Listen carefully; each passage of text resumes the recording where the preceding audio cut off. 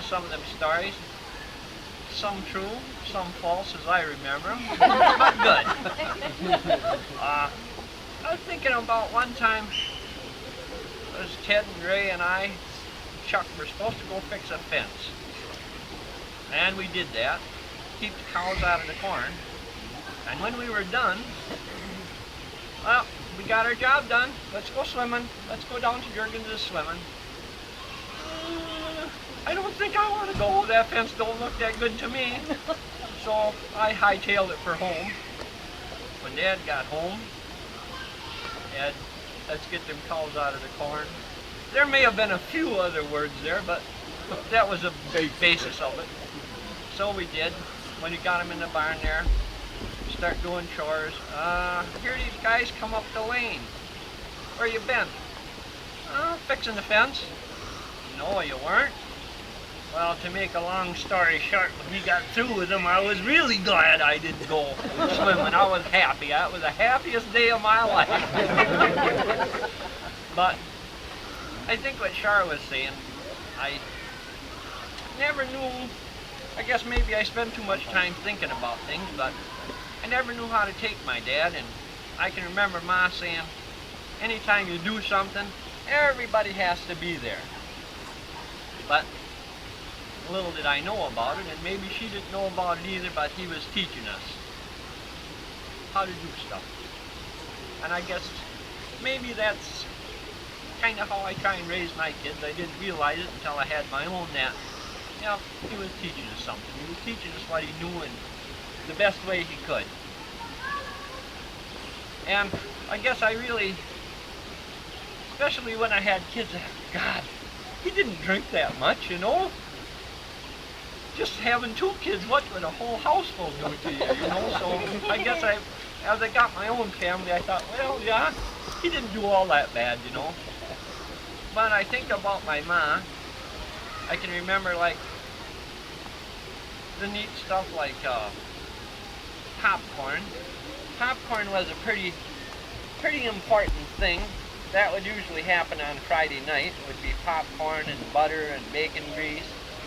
And then maybe Mom would sit on the couch and read to us. And sometimes Dad was there too. And we'd be around the wood stove or sitting on a chair and all kind of huddled up against her. And you just were lucky when you could take and put your arm or head on her big arm.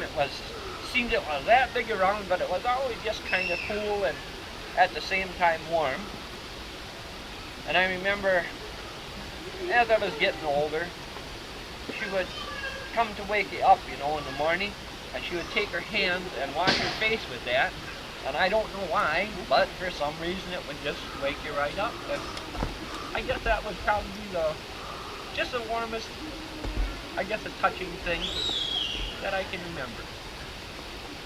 Oh, that's about it. I'm going to tell something a little bit humorous about Dad that I've never forgot. I hope my brothers remember. Once in a while on Friday night, Dad would take us boys to the show, usually just once a month, as I recall it. And we'd get to the show just in time to see the movie. And if we wanted to see the newsreel and comedy coming attractions, we had to wait for the intermission. That was Dad's time to go to Frosty's and have a mug of beer. Well, Pete was gone, so that left me the oldest one, and I'd run up to Frosty's. And about the second time I realized that if you went to Frosty's and Dad had a full mug, you went in and told him Dad were ready, and he'd look at his mug and he'd say, I'll bring the boys in, we'll have a candy bar. But if it was empty, he'd go, well, let's go. So it just learned real fast that you could get Dad to buy a candy bar after the show. And being the beginning of a tourist country here in Ladysmith, we went, and I don't remember for sure whose turn it was to go get Dad. They waited until he got a fresh mug and they went in, and we didn't do it intentionally, but Ole sat next to Dad and then right on down the line, or up the line to me. And sitting next to my dad was some tourists. And the man was sitting next to Dad, without a doubt had been visiting. And the lady on the other side of him turned and she looked over at us boys and she said, Mister, are all those your boys? And Dad said, yep. One boy's in Chicago and I got 7 girls at home. And that lady said, oh my God. She said, I've never seen your wife. But mister, them boys must look like your wife because they don't resemble you. And he said, well, ma'am, by God, I didn't make it with my face either. Drank his beer. He said, come on, boys, let's go home. You remember that, Ray? I do. Funniest thing I guess ever happened was when Ed told me, he says, next time you get in trouble with Dad, he said, you just tell him you're the son of a 7th son and that's the way things are going to be. Well, apparently Ed maybe said that to him once because I had no idea what was going to happen. And it didn't work, Ed. Went to the bathroom. Yeah. Probably what he did then, too. But that didn't work. And I guess one of my fondest memories is I was a little boy and I wanted a brand new bike. We couldn't afford it. So I got a second-hand bike and Dad painted it without telling me. And I thought it was a brand new bike, you know. It was just, I guess, one of the best memories I ever had. Wasn't supposed to ride it. Boom, ran into the mailbox, scratched it up. Here, now look at this, Dad. Well, that's okay. It's your bike. Abuse it, it's yours, you know. And I guess in some ways he was more forgiving than I ever gave him credit.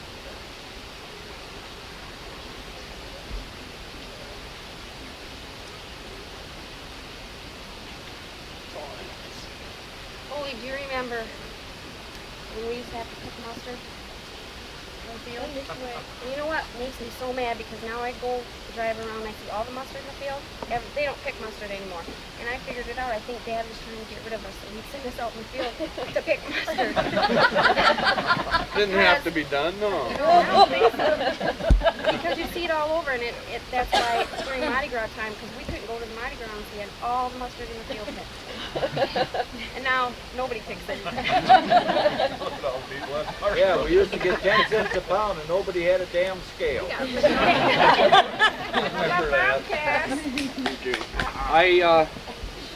Her and I went up on vacation. Kenneth was little. I think it was the first time we brought him up north.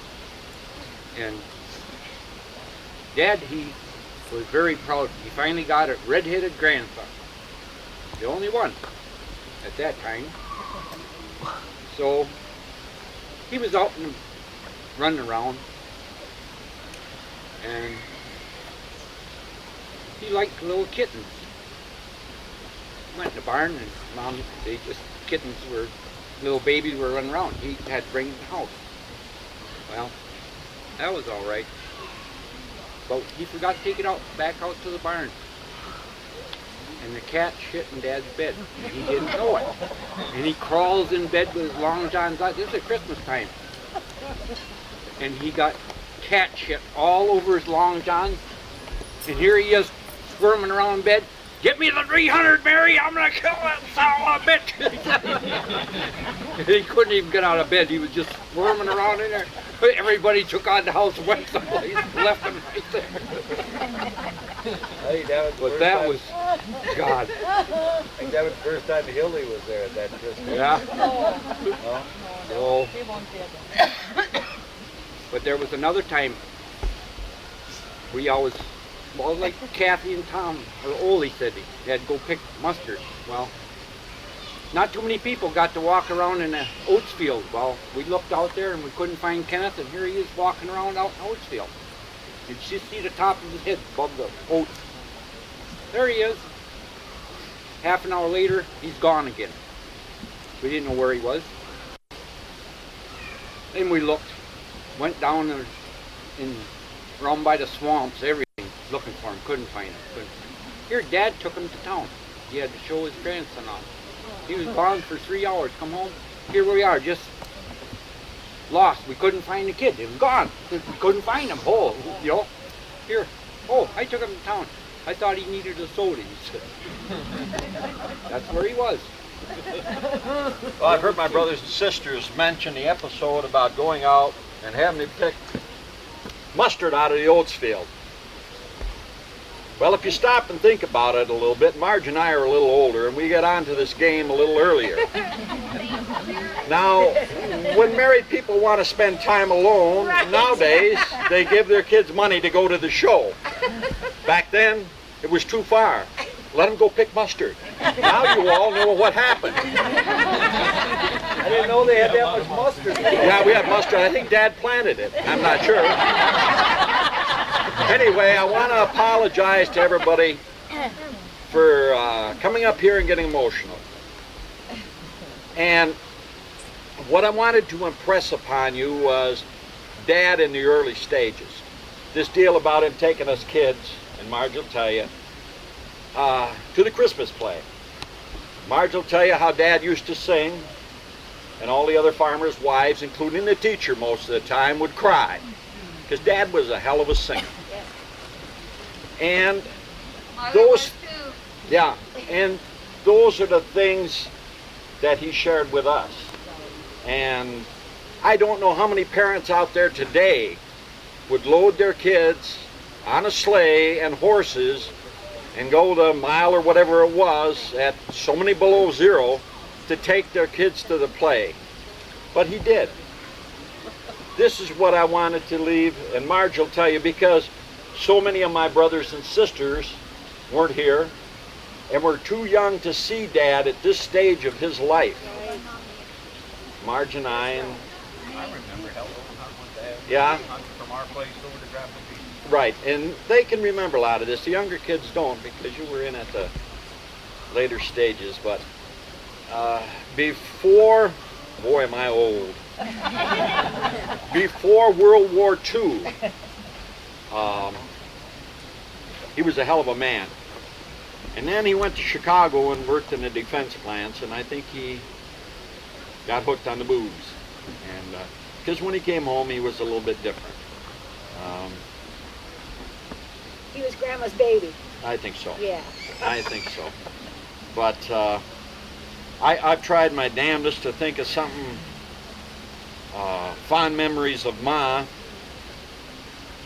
And They're all fun. I think so. She led a very, very hard life.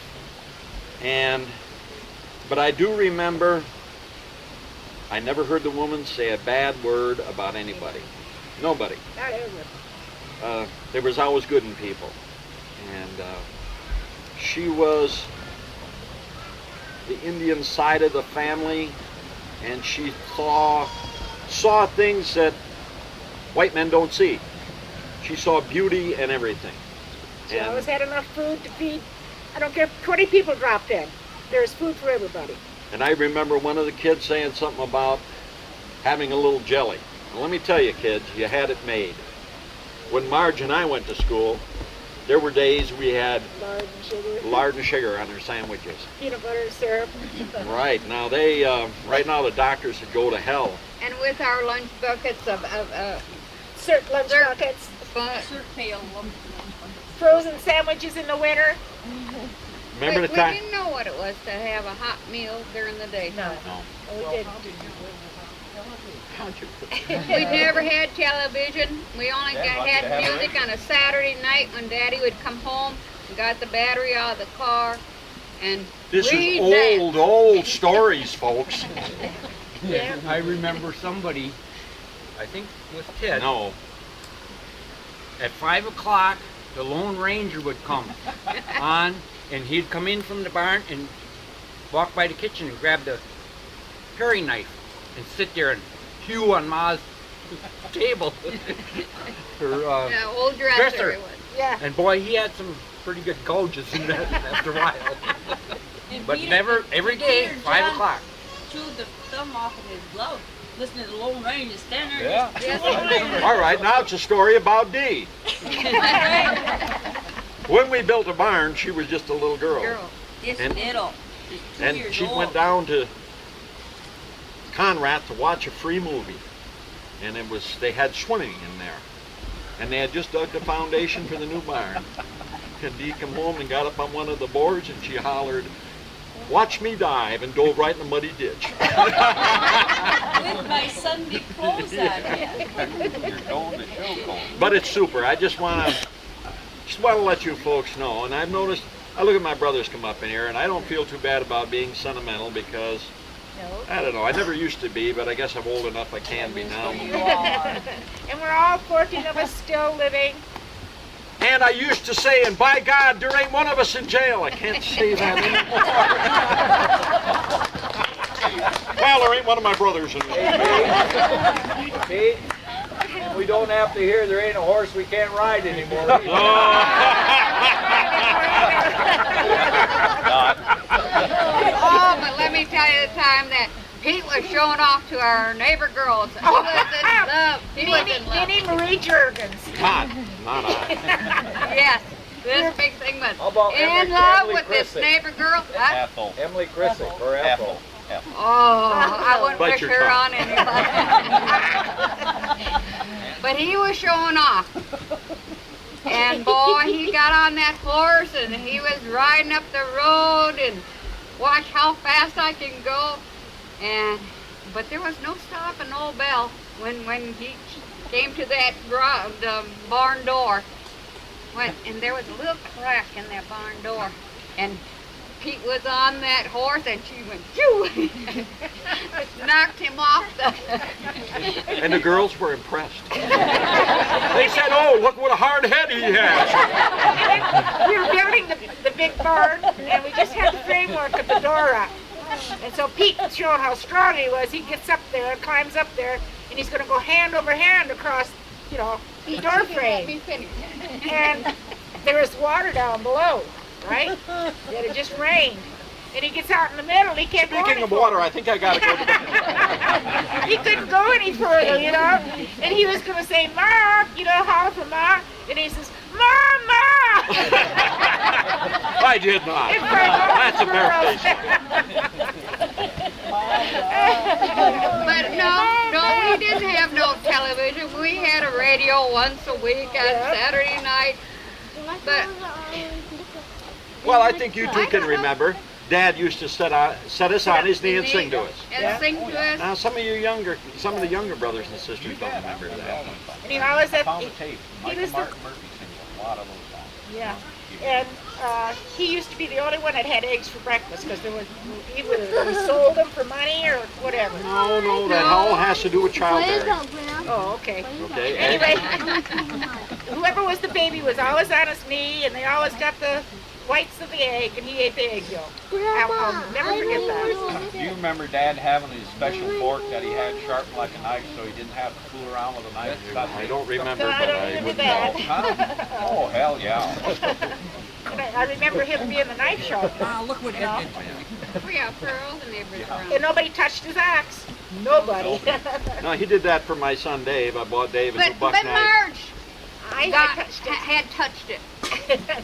What'd you do? I was coming home from school, and my dog Zip come to meet me.